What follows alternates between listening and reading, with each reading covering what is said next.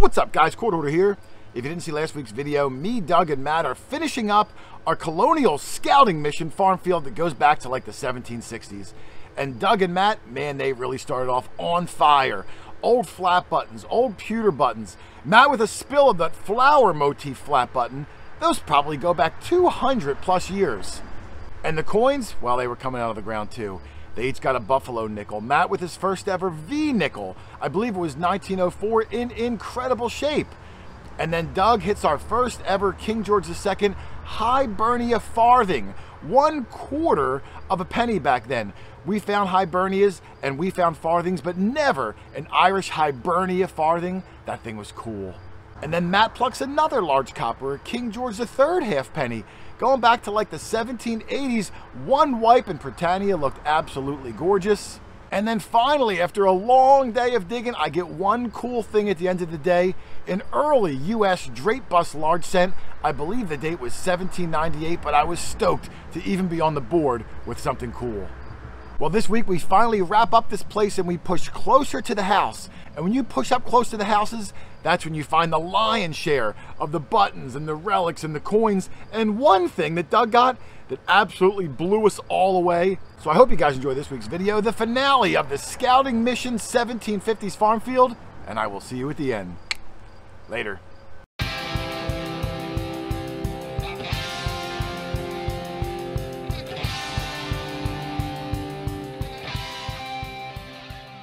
A pretty consistent 2021. Could be a small cuff button. Probably not a coin, but oh, Doug got something right there. Doug got something, but I'm going to see what this is. Let's dig it up, take a look.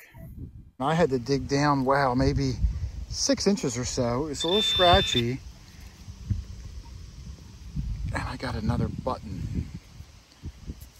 This is nickel size, shank on the back, smushed down, but it's on there. And I don't know if there's a marking on the front or not. I can't tell. Might be nothing on it, but I'm gonna brush it down. If there's something cool on it, I'll come back. If not, you know, it was just a plain flat button, but good size one too, nickel size, awesome. All right, right next to this lake over where the cows hang out, yeah, dog tag Doug. He said he's got himself. Their calling cards all over. You got to watch where you step. But if I'm telling you, if you want good earthworms, is that where to go? Right under those pots. I love earthworms. Yep, you got to swing over it. Oh, I don't have my machine. I hear it. What number are you getting? 53, 55. How deep? About 6 inches. Wow, it doesn't sound like it's 6 inches. It sounds shallower. Well, I can't tell. See, it's almost filled out the... It sounds good. Well, 6 inches is going to be a heck of a long live dig. But if you dig it up, we'll take a look and we'll see what it is. Hope for the best. All right, Doug got it out. It's out of the hole. He didn't see it yet. I can hear his pinpointer going off. Oh, shucks. And it looks like a bottle cap. Oh, it's a ring! Oh, you said, oh, shucks. Yeah, I did. Oh. When I saw it like that. Oh man, Doc, that's let me sterling. See. Wow, how weird is that? 2 sterling ring. It's a class ring. Yeah. The date is 79, I think. Oh wait, no, that's 19. So this side is 19. The date's gonna be on this side. What do you think? Old or new? Well, I think it's gonna be probably 65 up to 85. Okay, not that old. All right, ready? We're gonna do the slow turn and look for the year on it. Okay. You ready? Okay.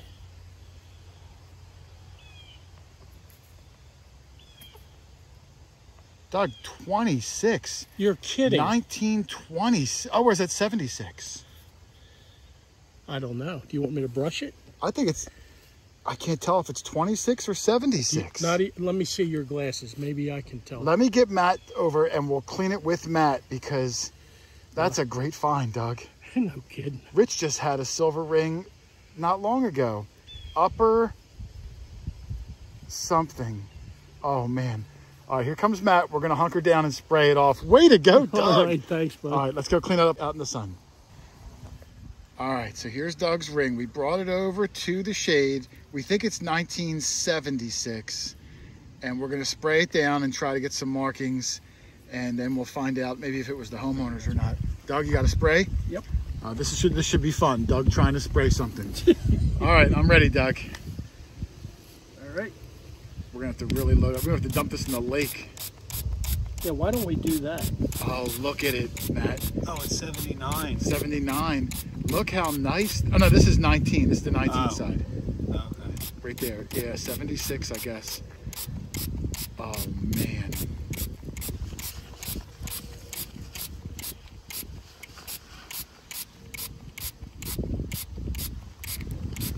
This is going to really take forever. Not that Doug's doing a bad job. He's doing a good job. I'm actually doing a pretty He's good doing a job really good today. job. It's just, it's been in the ground for a long time. All right, we're going to cut away and really clean up and come back. Whoo, man, we've been kicking butt on the rings this year. That's like 5 out of 6 weeks. Yep. All right, hang on, we'll be back in a second. Well, we cleaned off the ring with the dog tag Doug slobber. And this side of the ring, actually both sides, have like a trophy. And I don't know what that picture is. It almost looks like a feather. Maybe the person was a writer or something like that. It almost looks like possibly like a quill pen. And then this is the side that I guess says 76. Yes, that side is It sure looks like it could say 26, but 76 would make more sense. I'm thinking 76. This is the same, this is the 19 side and has that same little trophy with the design under it. Black onyx stone. This is the school that they went to, Upper Pitts Grove High School. Yeah, see, that looks to be an old-fashioned oil lamp. You know, like a genie would be in. And on this side, if we blow it up, it says Dale, who probably made the ring. You think? And then Sterling, unless it was given to a guy named Dale, with Littlefinger Dale. So no, definitely Sterling, definitely a class ring. And geez, between the one that Rich found of the military a few weeks ago, Right. then the gold one that Merrill found, then the one that you found, the gold ring in the box that was purposely buried. Yep. And now this, we are on a ring roll. Ring roll. Yeah, we are on a ring roll. But we're going to bring this up and see if it was the homeowner. She's lived here 3 decades or so. There's a very good chance it is. We are definitely going to offer it to her. And that might give us a lifetime membership to be able to come back again. You're not kidding. That's absolutely beautiful, Doug. Congratulations, All right, man. thanks. You really knocked it out of the park. Thank you. Well done. All right, Matt said he's got something. We're in the back where those cows hang out, which should be new ground. The house is off in the distance, but this is a new area of the farm for us. And, oh yeah, that's exactly what it is. It's just a piece of a, you know, like a drawer. Yeah, pull handle off maybe a dresser or something like that. I can see like some fanciness going on. Yeah, there's some decoration. There very well could have been a structure. When we walked out here, if you look, if I come over to the left, you see this mound and then it dips back down again. There very well could have been a house or some sort of a structure up on this hill. Nice 29. Same signal before I flipped the plug. I dug down about 4 inches, flipped the plug over, and I found this with the pinpointer about 4 inches down. It actually left a nice impression in the clump, but it fell apart. It's an old bale seal, and these bale seals go back maybe to the 1700s.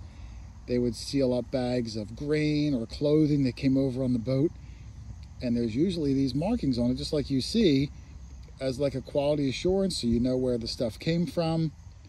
This one I can't quite make it out, but I can clearly see lettering on there. And the other side has bold or big bold letters. That might even say Phila, like Philadelphia. And you can tell the age from that white patina. It takes a long time for lead to get this whitish color. And that one is absolutely beautiful. It's actually one of the better bale seals I've ever found. And I'll clean it up later and really get a good look at those markings on it. But that is a good treasure for me. Cool. All right, I'm going to put the bale seal in my ultimate finds box because Matt just called and he's got something. And it looks like I see spray in his hand. So let me go walk over. He's across the field. Day's turned out pretty good. All right, I finally made it over to Matt. I had to walk over that big mound. But we both had something cool at the same time. Let's see what Matt has. I got something on the front of this flat button, but I can't quite make it out. Maybe you can. Oh, I do see something on there. Oh, man. That could be an eagle. Let me get my flashlight out, Matt, and I'll take a look at it. This is what I got at the same time. Oh, bale seal. Yeah, look at both sides. Look at the other side. Flip it over slowly in my hand. Look at that. It says Philadelphia on it. Oh, wow. And the patina on that is just gorgeous. That is cool. So we both got something. Yours is going to be at least early 18s, and mine could even be 17s. All right, let's clean them both up, and we'll get a good look at them. All right, there's Matt's button. It's going to be hard for you guys to see, but it is the old school War of 1812 eagle. Right there, you can kind of see his head as I move it back and forth. You can see both the wings. I'm not familiar with that rainbow shape going above his head, Matt. That could be indicative of like a regiment or something like that. It looks like a shield on his chest. The eagle's facing towards my fingertips, but that rainbow above his head, that could be the real key to differentiate this from just a regular old War of 1812 eagle button. So I'm not sure, man. We'll have to look it up. That might be in the Albert's book. So I'll get some photos of it and look it up when I get home tonight. But that's probably going to be military, nice, going back 200 plus years. That's awesome. Yeah, that is a killer button. Way to go, man. Nice job. And a shank too. Double feature. Doug's been working this fence line between this place and the neighbor's farm. And he said he got something. He left it on top of this pile for me. Oh, it's big, Doug. Yeah. Obviously it rang Oh, real good, but it's got some writing on it sure does.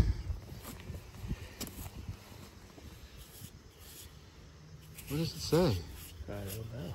A lot of S's. S's?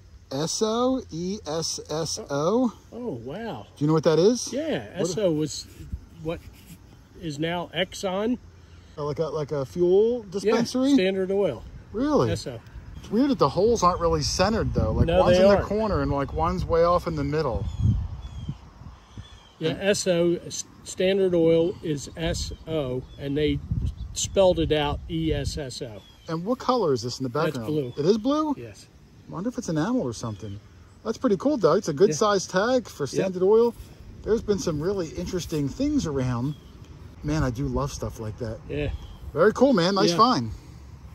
Clean it off now. Matt's doing this little area in here. He yelled out possible token. No tokens have been found here yet, so this could be something interesting.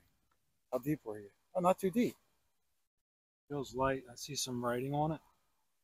Yeah, it's aluminum. You see writing on it? Oh, I do see something. Yeah. Oh, you know what? I know exactly what this token is. Oh, really? Yeah, you see where it says Paramount Star? Yeah. These were those creamsicle tokens from the 30s that had movie stars on them. This is the backside that'll list the name of the movie. It was released by Paramount. And right there is the name of the movie, Honor something. And on this side is going to be the movie star's name and their face. We found about 12 of these at the Field of 1,000 Holes. So I'm very familiar. I probably have about 9 different ones. And a little bit of water it'll clean up. It's only aluminum. I don't see anything on this side. But I can see enough right here where it does say Paramount Star, Honor. We actually found this exact one. I remember the honor word. I think Doug found it at that Field of 1,000 Holes. Honor Bright or Honor Light. I just forget who's on this side. That's cool, man. Yeah, it's from the 30s. I think they were like popsicle brand ice pops. They were in a big war with good humor. And that was what they tried to do to get you to, you know, lick their way. All right, so, yep, Matt's spraying it. Aluminum cleans up nice, and you can see the bus coming through. I forget what actor was in that movie, Honor Bright. Might have his name on it. Oh right? yeah, it will. I'm just not up to date on my 1930s actors. Cary Grant was in the set. Johnny Weissmuller. I forget them all. We Gary? Could be Cary Grant. Gary Cooper. Gary Cooper says. Yeah, Gary Cooper. Okay. So maybe we don't have that one. I don't remember. I know we have the Honor Bright one, but because there was multiple famous people in the movie, I don't recall this front. But we do have an Honor Bright with maybe the female lead. I don't remember. But pretty cool, man. That is cool. Yeah, Gary Cooper, and like I said, That's my first one. 90 years old. So yeah, that must have been pretty popular. If you sucked on a popsicle brand popsicle back then, you might have some of these in your. Look at his the relief on his ear, really sticks up high. Awesome find, man. Good job. Right, thank you. All right, Doug, Rich, Matt. I'm going to cut away for a minute. I had a thought last night, Doug. Do you remember when we first met Matt? Yeah. He invited us to that farm, and you dug the 8 real. It's an 8 real. I see it right there. It's an 8 real. We've never gotten one before. That is absolutely amazing. No, I have no knowledge. He was a little bit grumpy, but you know what? We invited him out the next week, and I really liked him. Yeah. He's been fitting in pretty good. I thought we would bump him up to the next level. What do you think? Oh, going from Lance Corporal to Private. Go ahead, Rich. So Matt, we called you out here on your day off because you're officially a member of the team. Awesome. This was just fake, so he'd think we were doing a glove commercial. The hat there. So Matt, you got That was the fake out. you got a Note to Macro Legend hat. Which you have to wear. I got 2 shirts, and you're welcome to cut the sleeves off both of them. will, Yeah, you can cut the sleeves right off. Okay. And then you got the Legend with the headphones, and well, it's taped shut. I didn't open it yet. So I just thought you deserved it, man. We all seem to like you so far. Don't screw it up. Yeah. So I'll give you 2 or 3 days to learn that thing because I need you to find stuff, brother. So the newest member of the team, Doug, congratulations. Thanks. The trial period is over, and Musketball Matt is now an official member of the Hoarder crew. Awesome. He's become a legend. Nice. All right, cool. Let's get back to the action, Dougie. All right. Thanks. All right, so we are moving into another field, and this field has the cows in there. They're already looking at us, Matt. The one big one's looking at us. She's staring us down, or he, I'm not sure. We're gonna hug this right side, which would have been the original driveway going back to the 1700s. I call it driveway. We'll just say entranceway. And we'll see how we make out. This should be the hot spots where all the horses and carriages would have came in back in the day. So fingers crossed. All right, so the cows are slowly getting closer to us. It's going to be pretty slick. But while they're doing that, Matt, right next to the cows, had a good sign, a good signal, I mean, and he threw up the big copper sign. Oh, I see it, Matt. It's right there. Oh, I don't see it. What's that? I see. What are you looking at? There it is. There it is. Yep, that's definitely a big copper. Or that one might be British. And I just said to Matt, I said, there's some really deep signals here. And Oh, wow. It's really corroded. Lumpy and bumpy like grandmom's mashed potatoes. wow. All right, let's see if we can get anything off it, but that one might be too far gone. Let's see. Well, there's Matt's copper. And Matt, this is like what some of the worst farm coppers can look like. Just bumpy, crusted, no detail, super thin, like you could paper cut your finger on it. Both sides.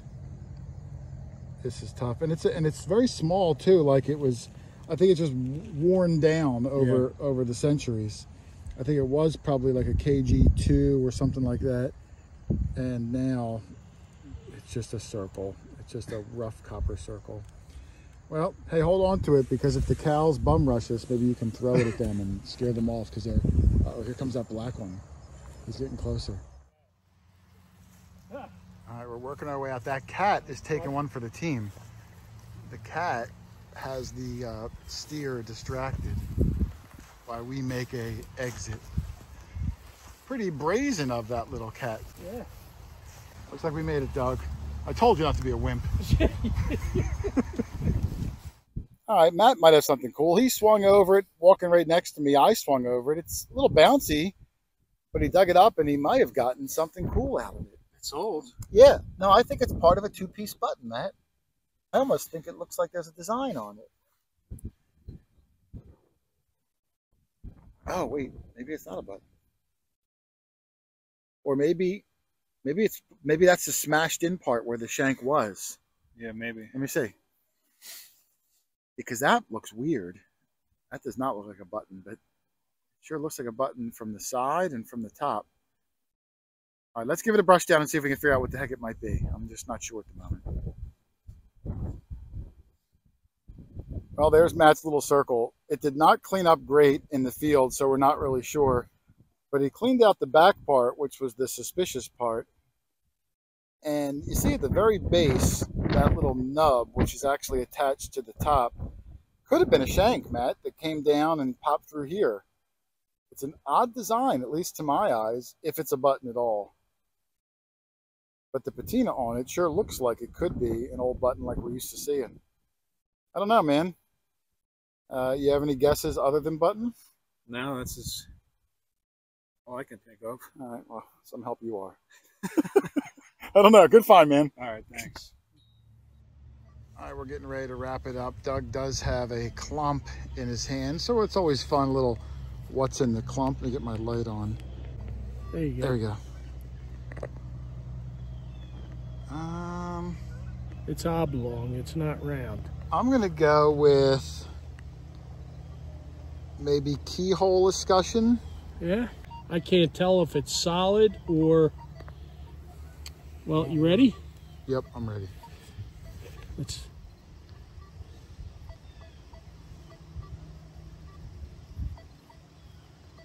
Ooh. Oh, it's the handle Part of to a a key. key. Yeah, the handle to an old key. Yeah. Oh, look at that, Doug. It was the handle to what would have been a beautiful skeleton key. Yeah, shame. Probably 7 inches. Oh, is it broken? Yeah, it looks like it. Yeah, I guess it is. I mean, what the heck would that be? I'm It's gonna guess. brass. It rang up, I mean, super loud. A pretty cool find, though. That's a pretty good Yeah. what's in the clump. Yeah. Better than a keyhole escutcheon.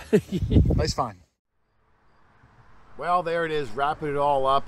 This farm alone, I think we got 4 large coppers, we got 2 silver coins, maybe 10, 12 buttons. Doug with the incredible sterling silver class ring. We're gonna try to track down that owner and do a return. Matt has a lead. Hopefully we'll figure out who it is. But man, what a cool find that is. Congratulations, Dougie. And of course, if you guys want to get out and find some cool stuff in your area and you need a metal detector or a pinpointer or a shovel or anything, you can always shoot me an email, quarterhoarder@yahoo.com. Let me know where you live and what your budget is and what kind of terrain you plan on hunting, grass, fields, water, whatever it is. I'll help you pick out the best machine for your budget so you can get out and find some of the incredible things like we do every single week. I'm telling you, you're gonna love it. It's a hobby of champions. Otherwise, thanks for watching, everybody. Happy hunting, and I will see you on the next one. Later.